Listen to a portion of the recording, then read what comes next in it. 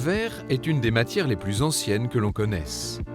Aujourd'hui démocratisée et utilisée au quotidien, la matière se raconte sur la table française à travers les verres, mais aussi les plats, les assiettes ou les carafes. Un supplément de transparence issu de la longue tradition des arts du feu.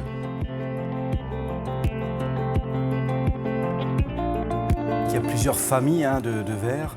Il y a le verre, qui est fabriqué principalement à partir de sable, de silice.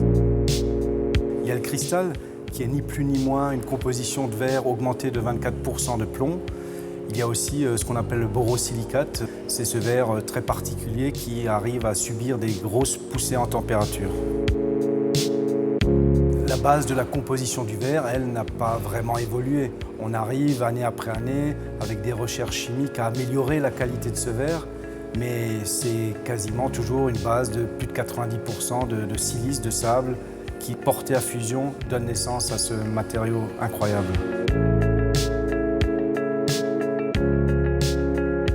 C'est vrai qu'on a un vrai retour aux matières nobles, aux matières ressources, aux matières qui peuvent colporter non seulement la magie de sa mise en œuvre, mais aussi être un support autant dans les arts de la table que des objets de décoration, que des pièces artistiques ou des luminaires. Si le berceau du verre se situe au Proche-Orient, c'est l'Italie et ses ateliers de Murano qui vont imposer une verrerie délicate, transparente et raffinée. Cela dès le XIIIe siècle. À la Renaissance, les ouvriers verriers italiens exportent leur savoir-faire en France, dans les ateliers de Lorraine, de Normandie, de Bourgogne et du Nivernais. Au XVIIIe siècle, l'arrivée du verre de Bohême assure le succès du verre gravé à froid et du style baroque. Sur les tables françaises, le verre à la fois comme matière et comme contenant va s'imposer. On utilise au XVIIIe siècle le même verre pour le vin blanc, pour le vin rouge, pour les vins cuits. Il n'y a pas de distinction. C'est au cours du XIXe siècle que le service de verre pour la consommation des boissons à table s'installe sur la table, reste sur la table, et voire même se multiplie, puisque les verres se multiplient dans leur forme et dans leur usage.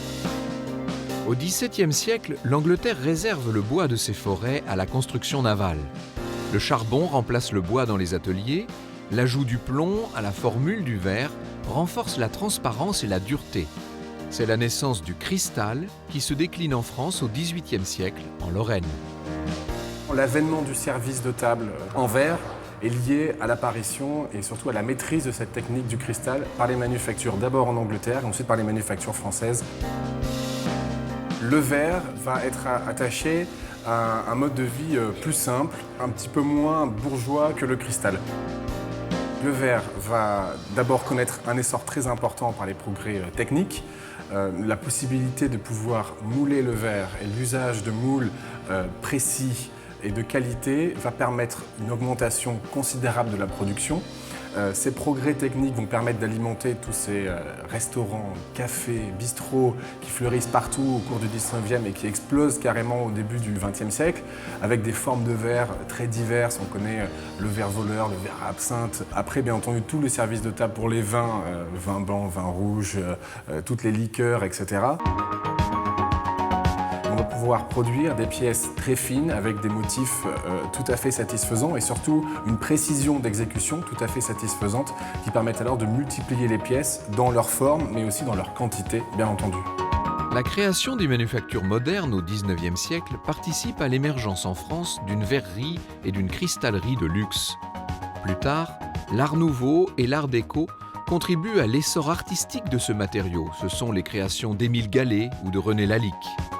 Les questions des formes des verres, notamment l'apparition de la forme du verre à pied, a suscité beaucoup d'interrogations, beaucoup de questions. D'abord, il y a des formes qui sont héritées de l'orfèvrerie.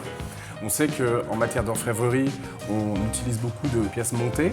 L'orfèvrerie va influencer le travail du verre. On sait également qu'en Italie, Venise est un grand centre verrier, notamment bien entendu les verriers installés sur l'île de Murano. Ils ont mis au point tout un tas d'inventions, le travail du verre à chaud et tous ces pieds de forme ajourée notamment. Il y a là aussi une hypothèse intéressante, probablement dans l'origine du verre à pied. Et puis il y a aussi dans la consommation du vin. Le vin se consomme frais en général, plutôt tempéré. Donc le fait de pouvoir le positionner sur un pied le maintient à une température voulue. On n'est pas obligé de prendre le verre par la panse pour consommer le vin, donc ça serait là aussi une hypothèse supplémentaire. Le verre à vin incarne la convivialité. Il se décline suivant les breuvages et les usages. Dans les restaurants, l'accord des mets et des vins est devenu un classique. Les marques conçoivent des services dédiés spécialement aux restaurants et aux amateurs de vin. Ce qui a complètement changé, c'est le regard par rapport au vin. On s'est très vite rendu compte que la forme du verre influait sur la perception du vin. Du coup, on a vu apparaître toute une série de verres à déguster et chacun des fabricants est allé créer ses formes selon différents critères, vin jeune, vin vieux, selon les cépages, selon les régions du monde, selon un certain nombre de choses. C'est une vraie tendance, c'est un vrai changement dans le marché.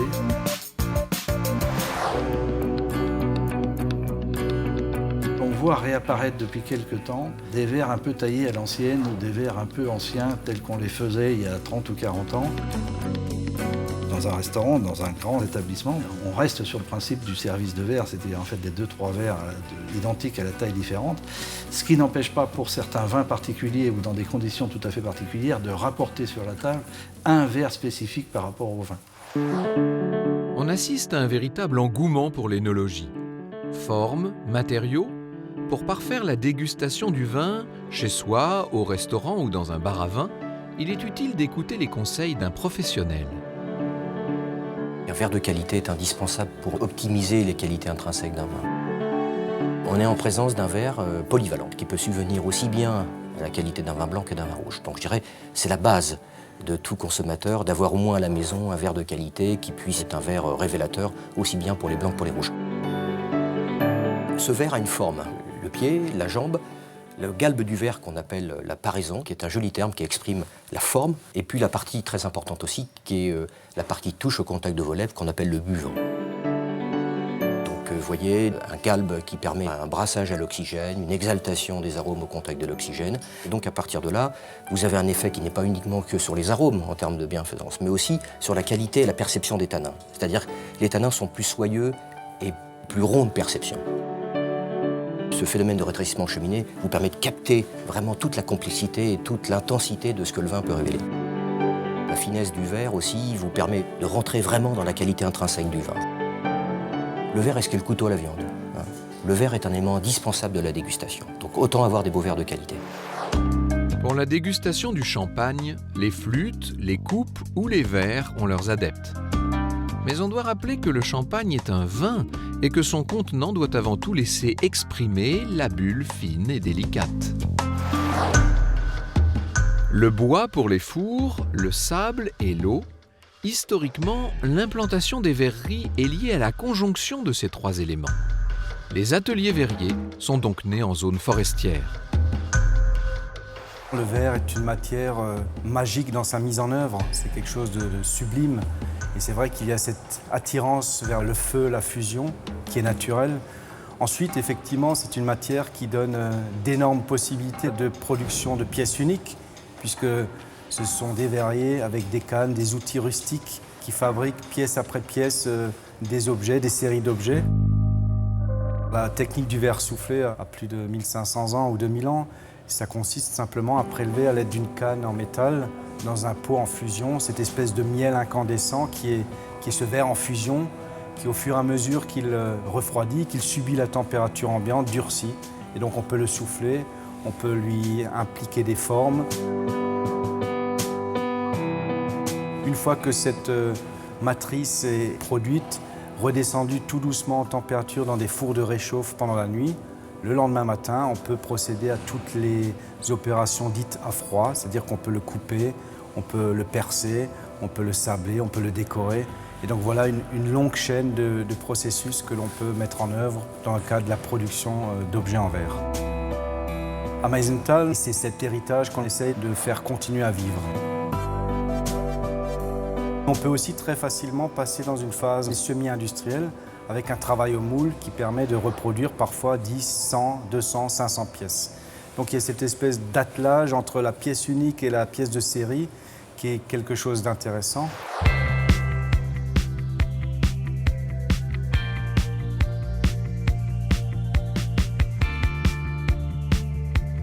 La Rochère est une verrerie qui a été créée en 1475 au lieu-dit des Rochers à La Rochère. Notre savoir-faire art de la table, soufflé bouche fait main, nous le conservons précieusement parce que ça nous permet de développer de nouveaux produits, mais aussi c'est un formidable réservoir à idées en interne. Les verriers qui ont une idée apportent leur création, la verrerie main apporte cette souplesse-là. Notre soufflé bouche fait main représente 10% du marché des arts de la table. C'est important, mais nous continuons à explorer des pistes pour faire progresser cette partie-là, notamment avec les grands restaurants et d'autres.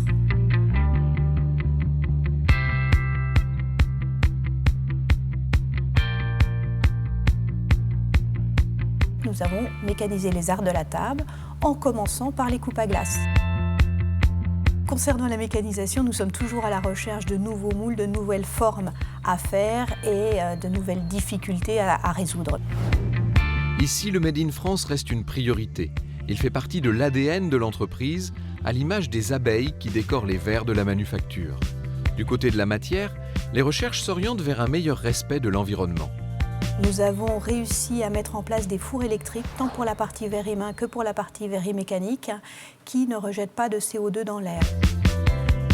Faire cohabiter souffle et bouche et verrerie mécanique n'est pas du tout difficile puisque nous avons mécanisé alors que nous étions en pleine verrerie traditionnelle. Aujourd'hui, on conserve précieusement ces deux savoir-faire.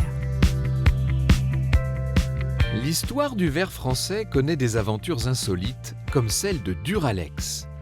Le célèbre gobelet gigogne à chiffres de la marque est passé directement des cantines de notre enfance au musée d'art moderne de New York. Il y trône désormais parmi les objets cultes du design du XXe siècle. L'épopée du verre trempé, commencée dans les années 30, perdure aujourd'hui.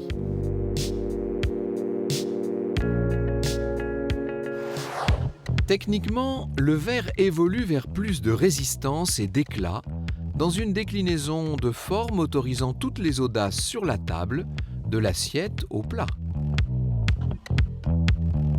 La mécanisation est la grande aventure du groupe Arc pour un gobelet 30 secondes de fabrication contre 3 heures pour un verre à pied. C'est en 1968 que la maison innove avec la fabrication automatisée du verre en cristal. En 2008, le verre ballon atteint le milliard de pièces vendues. La mécanisation chez Arc a démarré en fait juste après la guerre. Nous avons été les premiers à fabriquer les verres à pied dans la technique qui existe aujourd'hui. Mais c'est vrai qu'aujourd'hui, nos spécificités, elles vont plus être sur des techniques de décoration.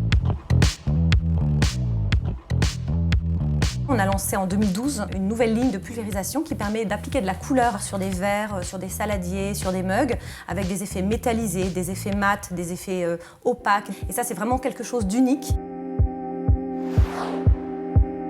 En 2006, nous avons décidé de lancer une nouvelle matière, un nouveau matériau ultra résistant qui correspondait tout à fait aux besoins et aux prérequis des professionnels de la restauration commerciale, qui soit extrêmement résistant à l'ébréché, à la casse évidemment, à la tenue au lave-vaisselle, éviter le blanchiment des verres qu'on peut observer parfois après plusieurs lavages, et puis qui permettent aussi une parfaite transparence pour parfaitement déguster le vin qui va se trouver à l'intérieur.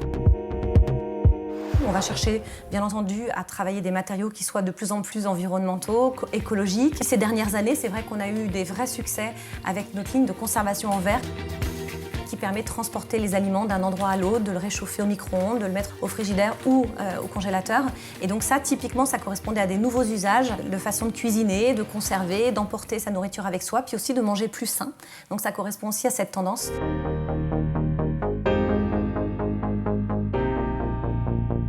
Parmi nos axes de développement futurs en termes de nouveaux matériaux, on a aussi évidemment le fait de retrouver la sonorité. C'est quelque chose qu'on avait avec le cristal et qu'on n'a plus sur nos matériaux plus récemment introduits et qu'on souhaite vraiment retrouver parce qu'on sait que c'est ça qui rend aussi le matériau magique et ça correspond aussi à une forte attente chez les consommateurs comme chez les professionnels. Le verre demeure une matière fascinante qui inspire plus que jamais les créateurs et les designers. On va trouver des verres très fantaisistes, on va trouver une extrême transparence, une extrême légèreté. On va trouver aussi des verres de couleur. je plébiscite le mélange des verres. Donc tout d'un coup, un verre à vin blanc taillé en cristal assorti à un gobelet à eau, beaucoup plus contemporain. J'aime bien le mélange des formes et le mélange des couleurs et des matières. Précieux dans la filière artisanale, coloré ou plus inventif dans la filière mécanique, le verre est protéiforme. Sa brillance, sa pureté et ses qualités environnementales fascinent toujours autant et contribuent au raffinement de la table.